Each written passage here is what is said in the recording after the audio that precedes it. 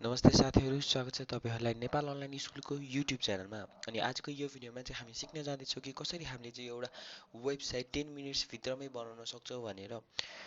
So यो website यो टेक्निकले गर्दा चाहिँ हजुरहरूले एउटा पोर्टफोलियोहरू बनाउन सक्नुहुन्छ र म हजुरहरूलाई देखाउन जाँदैछु कि वेबसाइट फाइनली चाहिँ मैले चाहिँ कस्तो बनाएँ है अन्डर 10 मिनेट्स। सो म हजुरलाई चाहिँ मेरो वेबसाइट चाहिँ देखाउन जाँदैछु। सो हजुरहरूले देख्न सक्नुहुन्छ मैले चाहिँ हाम्रो नेपाल अनलाइन स्कुलको लागि एउटा वेबसाइट बनाइदिएको छु जहाँ चाहिँ हजुरले होम कोर्सेस कन्ट्रिब्युट होइन अनि पछि पढ्नुहोस् लेख्दैछु होइन। हजुरहरूले अब NOS is all about reading free होइन, फ्री एजुकेसन टु अल हो नि त एनओएस भनेको। त्यही भएर मैले चाहिँ एउटा सिम्पल वेबसाइट बनाएको छु एनओएसको लागि। सो हजुरहरूले नि एउटा यस्तो वेबसाइट अन्डर 10 मिनट्स हजुरहरूलाई यस्तो अझै हाल्नु छ भने तल जति लामो बनाउनुहुन्छ नि सक्नुहुन्छ होइन। यो यिनीहरू पनि डिजाइन गर्न सक्नुहुन्छ, मैले चाहिँ अहिले गरेको छैन है। सो हेर्न सक्नुहुन्छ, यो पनि थिच्न सक्छौँ सबै। ओके, यो लिङ्कहरू पनि यता वर्किङ छ। नेपाल कोर्सेस थिचिस नेपाल अनलाइन स्कुलको युट्युब च्यानल खोलिरहेको छ। सो अहिले यसलाई म काटिदिन्छु। ओके, सब्सक्राइब चाहिँ गर्न नबिर्सिनु होला होइन। सो अब हामीले देखिहाल्यौँ वेबसाइट त कति राम्रो बनेको छ र 10 मिनट्सभित्र यस्तो वेबसाइट बन्नु भनेको एउटा एकदमै राम्रो कुरा हो है। त्यो हजुरहरूलाई पनि थाहा छ होला। अब यो कसरी बनाउने चाहिँ भनेर चाहिँ अब सुरु गरौँ होइन। त्यसको लागि चाहिँ हजुरले पहिला आफ्नो डेस्कटपमा गएर न्यू गरेर एउटा फोल्डर बनाउनु पर्ने हुन्छ। अब फोल्डरको नाम चाहिँ हजुरले जे पनि राख्न सक्नुहुन्छ। म चाहिँ वेबसाइट ट्रायल राखिदिन्छु है। हजुरहरूले जे राख्न सक्नुहुन्छ आफ्नो फोल्डरको नाम। सो त्यसपछि चाहिँ हजुरले भिजुअल स्टुडियो कोड खोल्नुपर्ने हुन्छ। So visual studio code download गर्नु भएको छैन भने गुगलमा गएर भिजुअल स्टुडियो कोड लेखेर तिनीहरूको सेटअप फाइललाई हजुरले एकदम सजिलो तरिकाले डाउनलोड गर्न सक्नुहुन्छ। So I know you can do it. So त्यही भएर मैले त्यो चाहिँ देखाइनँ। So let it be open है।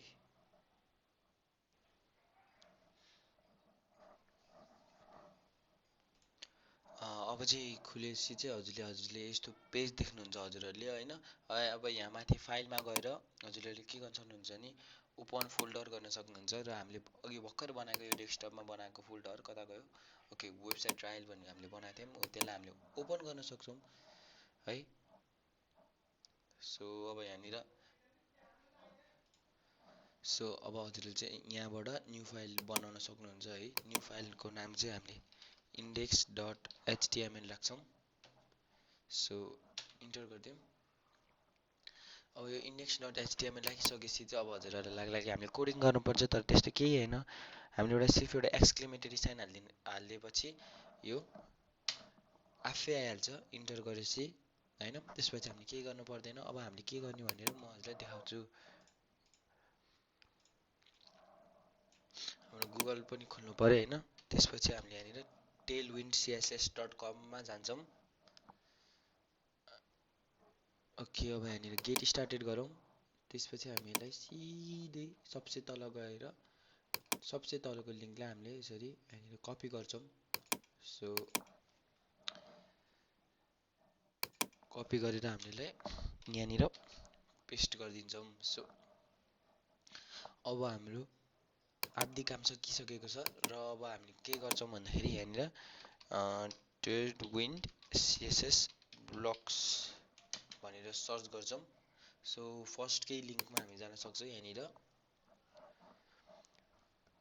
अब त्यसपछि चाहिँ हामीले देख्न सक्छौँ कि यहाँनिर यतापट्टि पुरै एउटा के भन्छ अब यसलाई ब्लक्सहरू बनेर राखिएको छ सिएसएसको। अब अघि हामीले बनाएको उता एनओएसको वेबसाइट चाहिँ यो ब्लग युज गरेर बनाएको थियो होइन। हजुरहरूले चाहिँ यहाँबाट आफ्नो जुन अब हजुरहरूको इम्प्लोइहरूलाई के अरे इन्ट्रोड्युस गराउनु छ भने चाहिँ हजुरहरूले यो ब्लग युज गर्न सक्नुहुन्छ। यो पनि एकदमै राम्रो ब्लग छ होइन। हजुरहरूलाई त्यस्तै सबै ब्लग्सहरू हजुरले यहाँबाट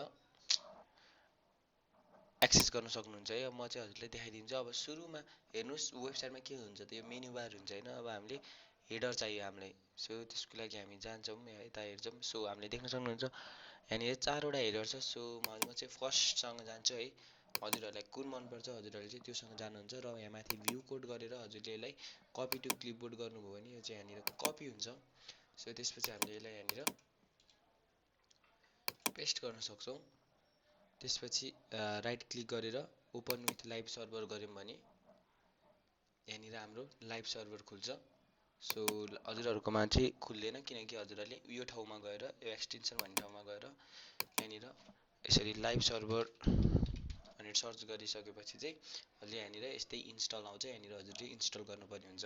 सो हजुरहरूले देख्न सक्नुहुन्छ कि यहाँनिर हाम्रो पेज बन्न सुरु भइसकेको छ है, वेबसाइट बन्न। अब हजुरले यो फर्स्ट लिङ्कको साटो के राख्न सक्नुहुन्छ, होम राख्न सक्नुहुन्छ हैन। अनि सेकेन्ड लिङ्कको साटो डिटेल्स राख्न सक्नुहुन्छ।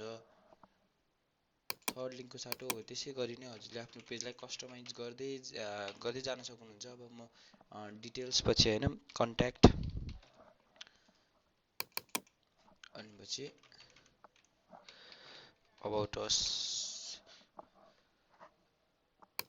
अब त्यो राखिसकेपछि चाहिँ यहाँनिर बटन छ, यो बटनको साथै चाहिँ म यसलाई के गरिदिन्छु, इनरोल नाउ गरिदिन्छु है। अब हामीले यहाँनिर तल देख्न सक्छौँ कि यहाँनिर हामीले यसरी कन्ट्रोल+S थिचेर सेभ गरिसकेपछि यहाँ पनि आफै वेबसाइट चेन्ज भइसकेको छ। अब यो टेल ब्लक्सको साटो चाहिँ हामी आफ्नो नाम राख्छौँ। सो हामीले यहाँ देख्न सकिरहेको छौँ यहाँनिर टेल ब्लक्स छ। सो टेल ब्लक्सको लागि चाहिँ साटो चाहिँ म आफ्नो नाम राखिदिन्छु है।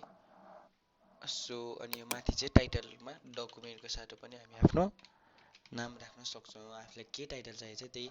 अनि फेरि कन्ट्रोल+S थिच्यौँ भने हामीले यहाँनिर देख्न सक्छौँ कि यहाँनिर सबै अपडेट भइसकेको छ। यहाँ नि एडिक आइसकेको छ र यहाँ सृजन एडिक आइसकेको छ।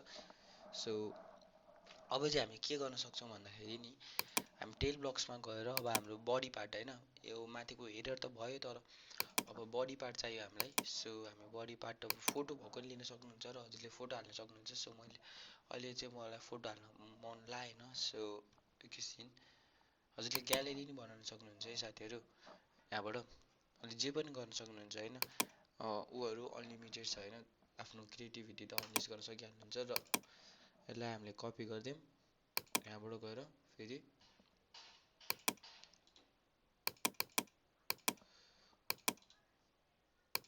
पेस्ट गरिदिउँ है, कन्ट्रोल+S गरिदिउँ।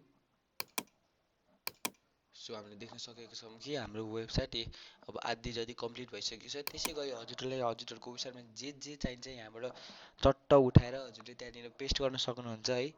सो अब चाहिँ हाम्रो लास्ट चिज भनेको चाहिँ फुटर हो है, बडी पनि भयो हेडर पनि भयो। अब हामीलाई चाहिरहेको छ फुटर।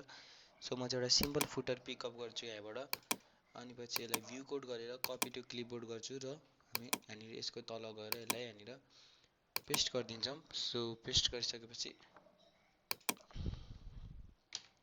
र यहाँनिर हामीले देख्न सक्छौँ कि यहाँनिर टेल ब्लक्स छ, टेल ब्लक्सको साटो छिटो हामीले यसलाई सृजन एडिके गर्न सक्छौँ है। अनि यहाँ पनि C2020 सृजन एडिके गर्न सक्छौँ। सो हजुरहरूले चाहिँ यसलाई आफ्नो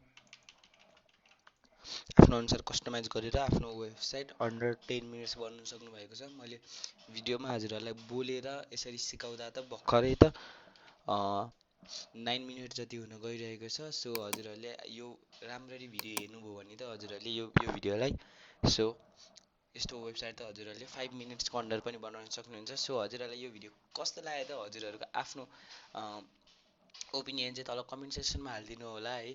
अनि पछि सो यस्तै विभिन्न थरीकाको टिप्स एन्ड ट्रिक्स हैन, यस्तो टेक्निक्सहरू जान्नको लागि चाहिँ हजुरहरूले अनि च्यानललाई सब्सक्राइब गरिदिनुहोस् है।